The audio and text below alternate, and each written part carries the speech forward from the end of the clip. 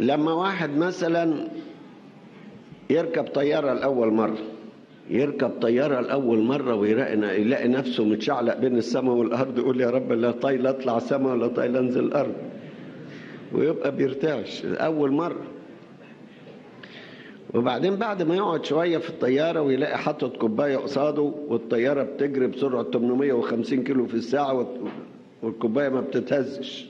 ممكن تتهز في الأتوبيسات اللي هنا، لكن في الطيارة ما تتهزش. الطيارة ما تتهزش، قلبه هو رخر ما يتهزش، لأنه شايف قصاده ما فيش حاجة بتتهز.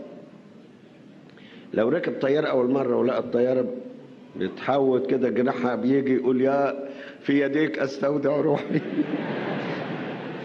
لما يعرف إن مهما مالت مش هيجرى حاجة، دي أشياء طبيعية إنها بتميل وتروح وتيجي، يطمئن.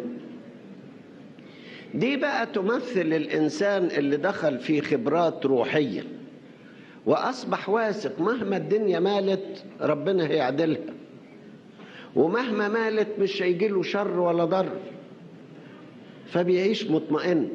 وممكن ينام وهو راكب الطيارة مطمئن إلى إن السواق هيسوقها كويس. فأنت برضو لازم تطمئن إن ربنا اللي بيمسك حياتك هيسوقها كويس وهيوصلها، وما تتضايقش.